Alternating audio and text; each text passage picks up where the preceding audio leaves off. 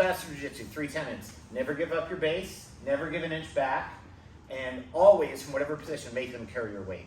So first of all, what's base? What do we think base is? Stability. Overall even, yeah. Stability is part of it. I would say yes, stability. That was the first thing I thought of when I thought bases. But what else goes into base? Balance, for sure. Connection to the ground. Have you been reading my stuff? He was here before. Yeah. Oh, darn it. Yeah, so base is, you have to be stable and we have to have balance to have a base, but you also have to have,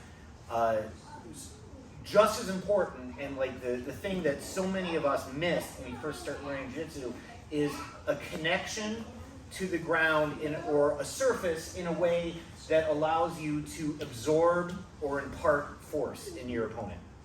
Okay, and I'm not talking like mystical BS, right? I'm talking like kinetic energy and structure, okay? So you have to have a way to absorb the energy an opponent's putting in you or give it back, okay? And we're gonna start with a drill that I learned from Craig that helps me understand it. We're gonna start on our feet. So Scott can help me demonstrate here.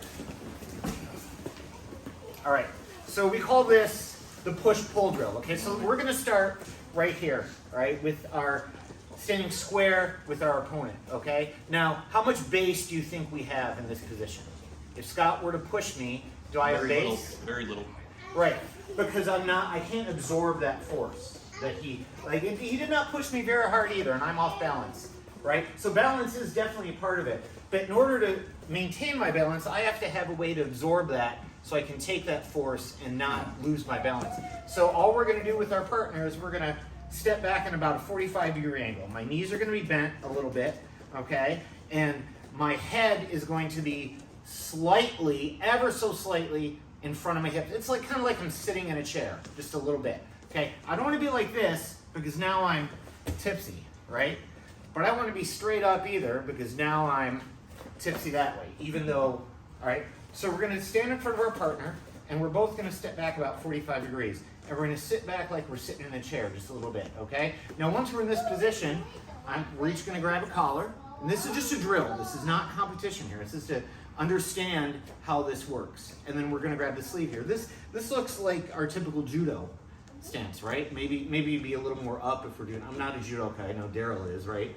So maybe I'd be a little more upright if I were in a traditional judo match, but I don't want to be that quite apart. I'm just sitting, yeah, perfect, right there. So now what we're going to do is this, okay? Scott and I are going to both gently push into each other and then pull backwards, okay? And now this looks like nothing, right? Like we're hardly doing anything, okay? So when Scott pushes into me, I am taking my head and I am moving my head toward him a little bit. What that does is shifting my hips in such a way that now all that kinetic energy is going down my back leg. My back leg is now absorbing that kinetic energy, so I don't move, right?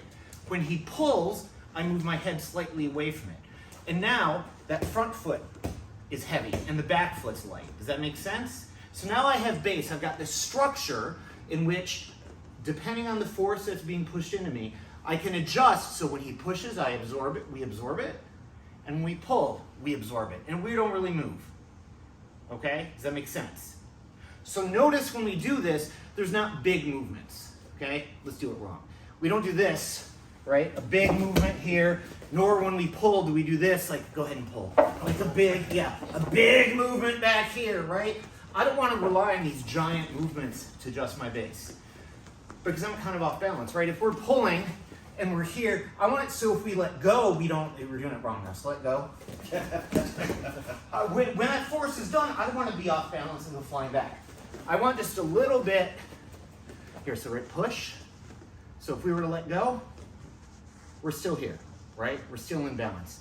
And then pull, if we're to let go, right there. I see, I'm a little off too, I felt it, right? So again, start off square, okay?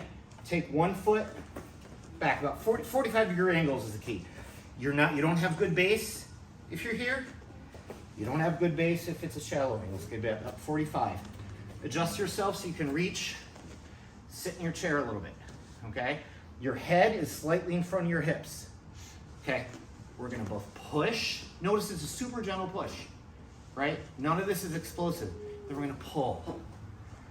I'm just adjusting. I found when I first started doing this, I found moving my head was the key to helping make sure I stayed in base. So when we push, my head goes forward, like into the force. When we pull, my head moves back a little bit. Does that make sense? Notice it's not that much, so it's just a little shift. Any questions? Okay, get a partner. Just go nice and gentle back and forth. Okay, Scott and I will walk around and help you out, and we'll jump in. Because I didn't get this until I really felt it. Right? So we'll walk around and help people adjust. Sound good? Okay, rock and roll. On 2, 1, 2, go. It doesn't matter. It doesn't matter.